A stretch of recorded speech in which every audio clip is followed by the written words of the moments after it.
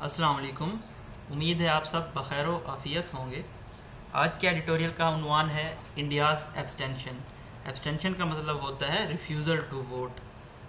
Editorials में go through करने से पहले हम देख लेते हैं कि हम कौन से टॉपिक्स कवर करेंगे। आज मेनली हम कवर कर रहे होंगे ह्यूमन राइट्स, इन्वायरमेंट के हवाले से हम climate change and global warming को देखेंगे और लास्टली हम पैलेस्टाइन इशू डिस्कस करेंगे। पाकिस्तान अफेयर्स में भी पैलेस्टाइन इशू का टॉपिक मौजूद है।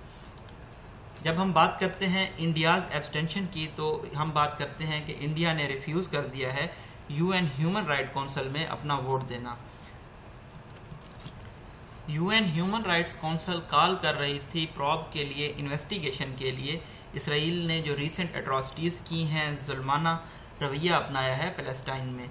जो स्टाइफल्स हुई थी, ये इम्पोर्टेंट वर्क था ह्यूमन राइट्स काउंसिल का एडवांस करने के लिए ह्यूमन राइट्स को तमाम लोगों के लिए। इसके अलावा इस एडिटोरियल में हम स्टडी करेंगे कि यासिर अरफात क्यों इंदिरा गांधी को अपनी सिस्टर कहते थे। इसी तरह से बेंजामिन नेतन्याहू क्यों बोस्ट कर रहे हैं, फख्र कर रहे हैं अपनी डीप फ्रेंडशिप के साथ जो उनकी इंडिया के साथ है। नेक्स्ट एडिटोरियल है हमारा इन्वायरमेंट इन डेंजर। ऑब्वियसली जैसा कि नेम से जाहिर है, ये एडिटोरियल है क्लाइमेट चेंज के बारे में। स्पेसिफिकली हम इसको पाकिस्तान के पर्सपेक्टिव से देखेंगे कि पाकिस्तान ने कौन कौन से इनिशिएटिव लिए हैं क्लाइमेट चेंज के इशू को, मॉन्स्टर को टैकल करने के लिए। इसके अलावा जो यूनाइटेड नेशन ने decade of on ecosystem restoration पे 2021 से 2030 को डिक्लेयर किया है, तो वो भी पाकिस्तान उसको होस्ट कर रहा है। तो ये तमाम चीज़ें हम इस एडिटोरियल में देखेंगे। लास्ट एडिटोरियल है हमारा मिसयूज लॉ के मुतालिक। इक्विट कर दिया गया है शफकत एमानुएल को एंड शगुफ्ता को लाहौर हाई कोर्ट की जानिब से ब्लास्फेमी केस में। तो हम देख सकते हैं यहाँ से ग्रोइंग मिसयूज़ हो रहा है ब्लास्फेमी लॉ का। उन्होंने तकरीबन 7 ईयर्स गुजारे जेल में। इनकी तरह से बहुत सारी दूसरी कंप्लेंट्स भी हैं, ग्रीवियंसेस भी हैं लोगों के, जो कि इल्ज़ाम साबित हुए बिना बहुत अरसा जेल में गुजारते हैं। हम स्टार्ट करते हैं अपने पहले एडिटोरियल से, जो कि है इंडियाज़ एब्सटेंशन। एब्सटेंशन का जैसा कि हमने पहले मतलब पढ़ा, मतलब होता है refusal to vote. Israel's recent brutal foray into Gaza. Israel का जो हाल ही में जालमाना किस्म का अटैक था, असाल्ट था, फोरे था गज़ा में, और क्या हुआ था इसमें, इट्स टारगेटिंग ऑफ फ़लस्तीनियन एल्सवेयर, और दूसरी जगहों पे भी इन्होंने फ़लस्तीनियों को टारगेट किया था। इन ऑक्युपाइड टेरिटरीज मकबूजा खित्तों में has elicited strong reaction from across the world. तो इसके रद्द अमल में दुनिया से शदीद रद्द अमल इवोक हुआ था, इलिसिट हुआ था, एक्सट्रैक्ट हुआ था। While many of Tel Aviv's protectors and friends parroted the line that Israel has a right of self-defense. बहुत सारे जो तल अवीव के को प्रोटेक्ट करने वाले हैं, तहफ़्फ़ुज़ देने वाले हैं, तल अवीव कैपिटल है इसराइल का, और जो उनके दोस्त हैं उन्होंने एक लाइन पैरट की। पैरट का मतलब होता है रिपीट माइंडलेसली। वो लाइन क्या थी कि इसराइल को सेल्फ डिफेंस का हक हासिल है। डबल डैशेज हैं, double dashes flow of sentence को ब्रेक करेंगे। इसमें बताया गया है कि even as the Jewish state mercilessly murdered children in Gaza, जो यहूदी स्टेट थी वो बेरहमाना तरीके से गज़ा में बच्चों को भी कत्ल कर रही थी। Thousand of conscious people of all faiths and nationalities took to the streets in cities across the world. लेकिन जो ऐसे लोग थे जो बाज़मीर थे, पेन स्टेकिंग थे, उन्होंने बहुत सारे जो फेथ से और नेशनलिटी से ताल्लुक़ रखते थे, वो गलियों में आए, निकले और उन्होंने कंडेम किया, मजम्मत की इस बुचरी की, इस कत्लेआम की। हाउएवर हमारे पास डिस्कोर्स मार्कर है। Some states that had formerly supported the Palestinian cause were conspicuous by their silence.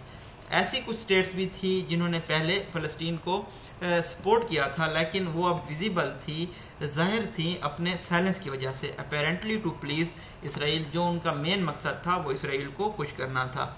India is among this group. India इस ग्रुप में फॉल कर रहा है जो कि साइलेंस थे इस इशू पे। सेमीकोलन है। सेमीकोलन पंक्चुएशन की एक ऐसी टाइप है जिसके अतराफ में जो दोनों सेंटेंस होते हैं उनके अपने कंप्लीट मीनिंग्स होते हैं। In a recent vote at the UN human rights council, recent voting हुई है यूएन ह्यूमन राइट काउंसिल में, जिसमें क्या कहा जा रहा था, calling for a probe. Probe का मतलब होता है इन्वेस्टिगेशन के लिए कहा जा रहा था इनटू इसराइल्स रीसेंट एट्रॉसिटीज, जो इसराइल ने हाल ही में जुल्म व तशद्दुद किया है उसके बारे में। India choose to abstain. तो इंडिया ने क्या फैसला लिया, क्या चूज किया कि वो वोट नहीं देंगे, एब्सटेन करेंगे। This led to Palestinian foreign minister to observe in a letter to New Delhi तो पैलेस्टीनियन के जो फॉरेन मिनिस्टर हैं जिनका नाम है रियाद अल मालिकी, उन्होंने एक लेटर लिखा है न्यू दिल्ली को कि जो एब्सटेंशन है, रिफ्यूजल टू वोट है, ये क्या करता है, stifles the important work of human rights council at advancing human rights for all people. ये सफोकेट कर देता है, सप्रेस कर देता है ह्यूमन राइट काउंसिल का अहम काम वो जो कर रहा होता है ह्यूमन राइट्स तमाम लोगों के एडवांस करने के लिए। इंडियाज अबाउट टर्न, इंडिया ने जो ये रिवर्स डायरेक्शन ली है, यू टर्न लिया है, अबाउट टर्न लिया है, where the Palestinian cause is concern, जब फलस्तीनियों के मकसद की बात आती है, इज नॉट न्यू, ये नई बात नहीं है, and has been decades in the making, और इस तरह के मामला दहाइयों से होते चले आए हैं। इनिशियली हमारे पास अगेन डिस्कोर्स मार्कर है, एक्वा कलर में आप देख रहे हैं, ये तमाम डिस्कोर्स मार्कर हैं। Spurred by a sense of third world solidarity, शुरू में क्या था कि ये अर्ज थे, इंसाइटेड थे, स्पर्ड थे कि जो थर्ड वर्ल्ड हैं उनके साथ यूनिटी शो करनी चाहिए। तो इंडिया ने ऑफर की थी फ़लस्तीनियों के लिए अपनी सपोर्ट, मदद, with Yasser Arafat calling Indira Gandhi sister. तब यासिर अराफात ने इंदिरा गांधी को अपनी सिस्टर कहा था, बहन कहा था। हाउएवर टुडे, लेकिन अगर आज के हालात हम देखें, अंदर Hindutva banner India is a firm ally of Israel, Hindutva के बैनर के नीचे बीजेपी की हुकूमत है इंडिया में, तो इसराइल का ये एक बहुत सॉलिड अलाय है, बहुत अच्छा साथी है विद बेंजामिन नेतन्याहू जी, ये इसराइल के प्राइम मिनिस्टर हैं। बोस्टिंग का मतलब होता है एक्सेसिवली प्राउड होना, बहुत फख्र के साथ बताना, ऑफ डीप फ्रेंडशिप के इनकी गहरी दोस्ती है न्यू दिल्ली और तल अवीव की। Perhaps this is a natural pairing, गालबन ये एक कुदरती पेयरिंग है, as right wing government in both the states have applied similar brutal methods in occupied Palestine and held Kashmir. क्यों ये नेचुरल पेयरिंग है, कुदरती पेयरिंग है? क्योंकि जो राइट विंग गवर्नमेंट्स हैं, हुकूमतें हैं, मतलब कि इन दोनों गवर्नमेंट्स ने बहुत ही जालमाना तरीके अपनाए हैं मकबूजा फ़लस्तीन और मकबूजा कश्मीर को अपने पास हेल्ड करने के लिए। Of course again discourse marker है हमारे पास। द आयरनी, सितम ज़रीफ़ी ये है कि जो हिंदुत्वाज फाउंडिंग फादर हैं उन्होंने क्या किया था, लायोनाइज किया था, सेलिब्रेट किया था, ग्लोरीफाई किया था नाजीज़ को, इज़ लॉस्ट ऑन मैनी, जिसमें को बहुत सारे लोग अब फॉरगेट कर चुके हैं। टुडे अगर आज हम अगेन देखें, India Israel relations are clearly a marriage of convenience. India और इसराइल के जो तल्लुकात हैं ये मैरिज ऑफ कन्वीनियंस है। जब हम कहते हैं कि मैरिज ऑफ कन्वीनियंस, इसका मतलब होता है कि मैरिज ऑफ बेनिफिट, यानी कि practical, financial and political reasons होते हैं इसके behind. With both states sharing notes on how to brutalise the Palestine and Kashmiris, ये दोनों स्टेट शेयर करते हैं नोट्स के किस तरह से जुल्म किया जाए फ़लस्तीन में और कश्मीर में। However regardless of such dicey friendship, dicey का मतलब होता है डाउटफुल, अनसर्टेन, ऐसी डाइसी फ्रेंडशिप के बावजूद people of conscience across the world will continue to raise a voice for the Palestinians. जो बाज़मीर लोग हैं तमाम दुनिया में, वो फ़लस्तीनियों के लिए आवाज़ उठाते रहेंगे। While the plight of the Kashmiris will also not be forgotten, और जो कश्मीरियों की तकालीफ हैं, हालत ज़ार है, माइजरी है, एगोनी है, उसको भी नहीं भूला जाएगा। State sponsored brutality can not snuff out, जो स्टेट स्पॉन्सर कर रही होती है, बैक कर रही होती है जालमाना रवैये को, उसको स्टॉप नहीं कर सकती। द डिज़ायर ऑफ पीपल, लोगों की ख्वाहिश, खुसूसन फ़लस्तीन के और कश्मीर के, उनकी ख्वाहिश क्या है? फ्रीडम की, आज़ादी की एंड डिग्निटी की और वकार की।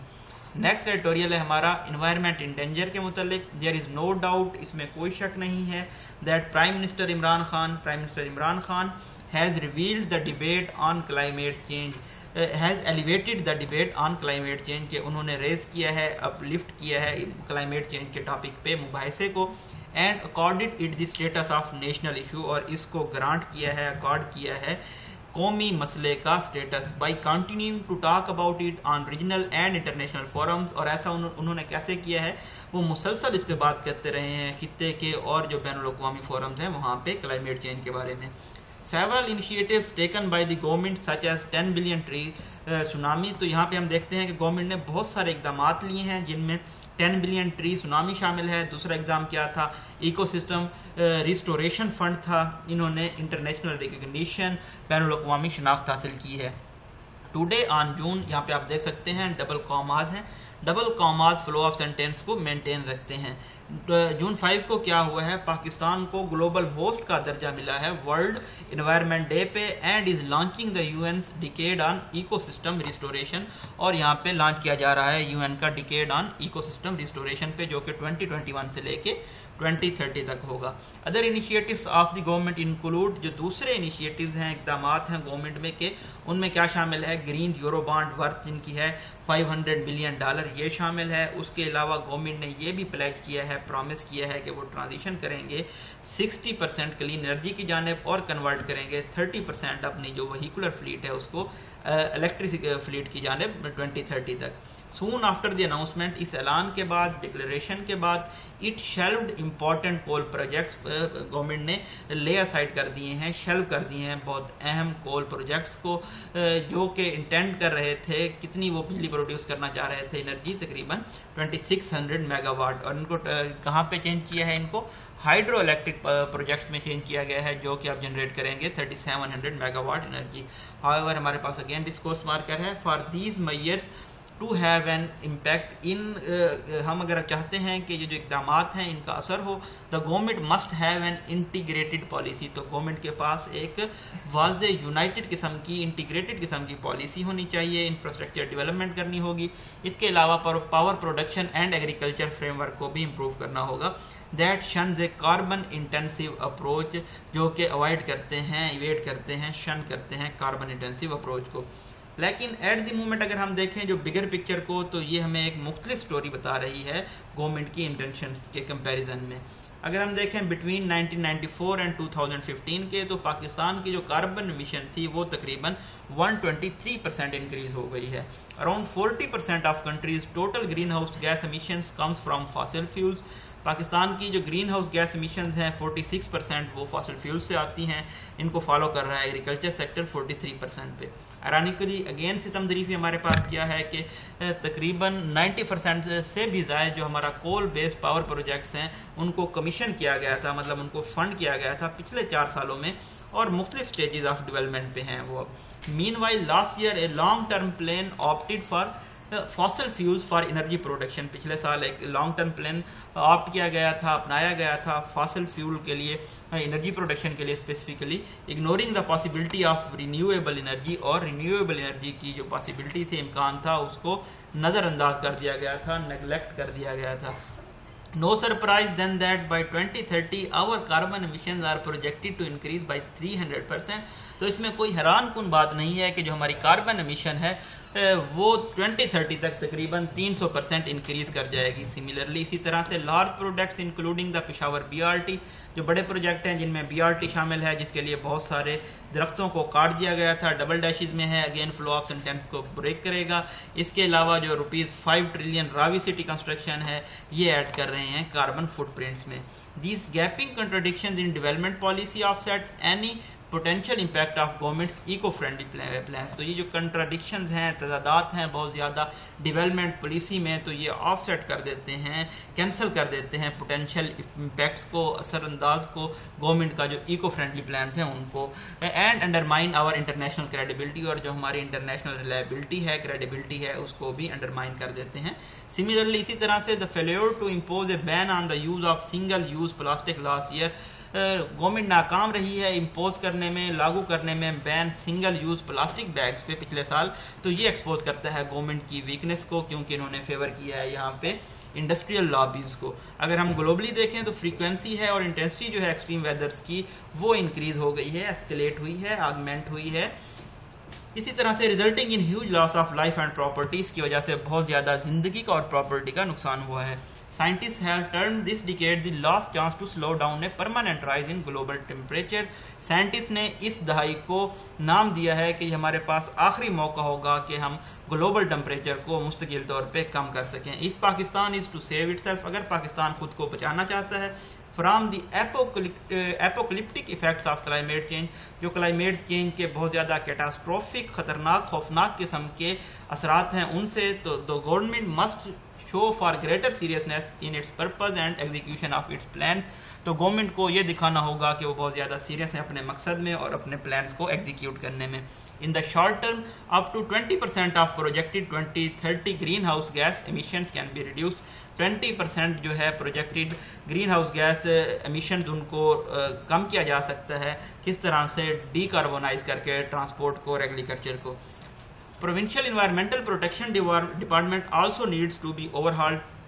जो प्रोविंशियल इन्वायरमेंटल प्रोटेक्शन डिपार्टमेंट है उसको भी दोबारा से रीबिल्ड करने की, रिपेयर करने की, मेंटेन करने की, ओवरहॉल करने की ज़रूरत है एंड मेड फुली फंक्शनल, और इसको मुकम्मल तौर पे फंक्शनल बनाया जाना चाहिए एंड इंडिपेंडेंट और आज़ाद, ताकि they can flag projects violating environmental rules, ताकि वो ऐसे प्रोजेक्ट्स को आइडेंटिफाई कर सकें, फ्लैग कर सकें जो कि इन्वायरमेंटल रूल्स की खिलाफवर्जी कर रहे हों। If Pakistan does not act on war footing, अगर पाकिस्तान जंग की बुनियाद पे एक्ट नहीं करता, it might squander its last chance to save itself from nature's wrath, तो ये अपना आखिरी मौका भी ज़ाय कर सकता है खुद को जो नेचर का, कुदरत का गुस्सा है उससे बचाने के लिए। लास्ट एडिटोरियल है हमारा मिस यूज लॉ के मुतालिक, the acquittal of Shafqat Emmanuel and Shagufta by Lahore high court. हमने देखा शफकत एमानुएल और शगुफ्ता को लाहौर हाई कोर्ट से बरी कर दिया गया है, रिलीज कर दिया गया है, इक्विट कर दिया गया है इस वीक। इसने अगेन से अंडरस्कोर किया है, अंडरमाइन किया है जो डीपली प्रॉब्लमेटिक, मतलब के मसाइल से भरपूर और है हमारा system, and growing miss use of blasphemy law, और जो ब्लास्फेमी लॉ है, गुस्ताखी का कानून है, उसका गलत इस्तेमाल किया जाता है।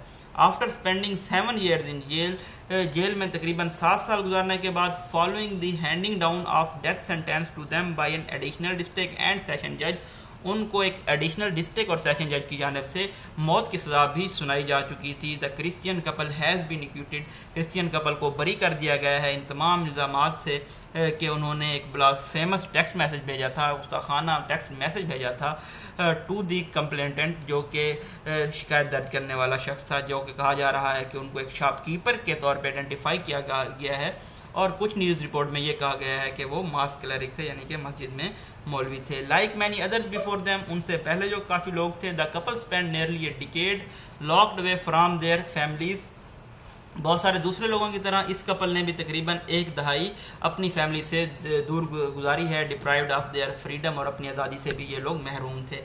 At the time of her arrest, अपने अरेस्ट के टाइम पे जो शगुफ्ता थी वो एक हेल्पर के तौर पे काम कर रही थी एक स्कूल में, और तकरीबन 3500 रुपीज़ अर्न कर रही थी, और जो उनके हस्बैंड थे शफकत, वो कहा जा रहा है कि वो हैंडीकैप थे, वो उनकी भी एक मोबाइल रिपेयर शॉप थी। The couple from Gojra in Toba Tek Singh came from a very humble background, ये कपल ताल्लुक़ रखता है गोजरा से टोबा टैक्सिंग में, जो कि है, तो वहाँ पे ये इनका जो बैकग्राउंड है वो बहुत ज़्यादा हम्बल है। And one can only imagine how their 4 children must have fared, ये सिर्फ अब तस्वुर किया जा सकता है कि किस तरह से उनके 4 बच्चों ने प्रोसीड किया होगा, गेट अलॉन्ग किया होगा, फेयर्ड किया होगा इस प्रोलॉन्ग्ड इम्प्रिजनमेंट के दौरान, इनकार्सिरेशन के दौरान।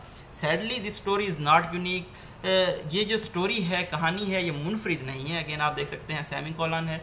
Others to have been falsely accused, दूसरे लोगों को भी गलत इल्ज़ाम लगाया गया है। Languishing for years in jail, जो कि जेल में बहुत अरसे तक डिटीरिएट होते रहे हैं, गलते सड़ते रहे हैं। Only to be acquitted by the higher courts, तब तक जब तक हाई कोर्ट ने उनको बरी नहीं कर दिया। आसिया बीबी ने तकरीबन 1 दहाई सॉलिटरी कन्फाइनमेंट में गुजारी, मतलब कि तन्हाई में गुजारी जो जेल होती है।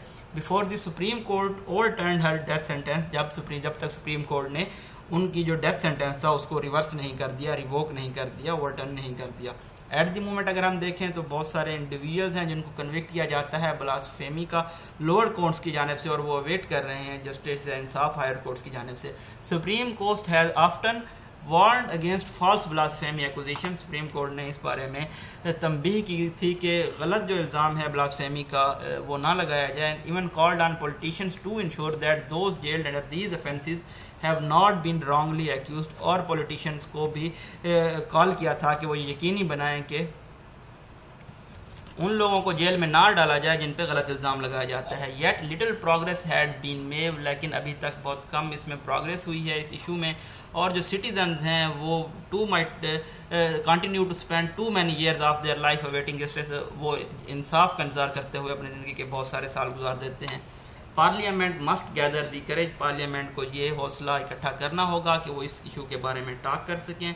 Law makers must also confront how fast accusation strip accused citizens of their freedom with no redress। Law makers को इस मामले को कन्फ्रंट करना होगा, मुखालफत करनी होगी कि किस तरह से ये जो गलत इल्ज़ामात हैं सिटीजन्स को उनकी आज़ादी से महरूम कर देते हैं, वो भी बगैर किसी कंपनसेशन के, रीपेमेंट के, रीड्रेस के। मोर ओवर मजीद ये कि इन मैनी किलिंग केसेस, बहुत सारे टेरिबल हॉरिफिक किलिंग केसेस में an accusation of blasphemy alone, ये जो इल्ज़ाम लगाया गया था ब्लास्फेमी का, can result in violence and death, ये तशद्दुद और मौत की वजह बन सकती है। डबल डैशीज में बताया गया फ्लो ऑफ सेंटेंस को ब्रेक करके विद नो एविडेंस और फॉर्मल लीगल प्रोसेस, की बगैर किसी सबूत के या लीगल प्रोसेस के।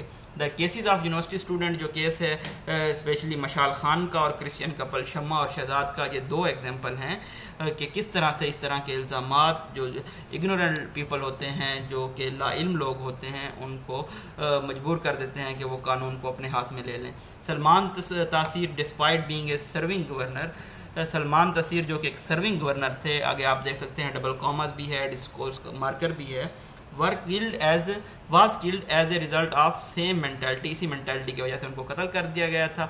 which prizes hate and violence over truth and justice, जो मेंटालिटी प्राइज कर रही होती है हेट को, नफरत को, और वायलेंस को, तशद्दुद को, सच्चाई और इंसाफ के ऊपर।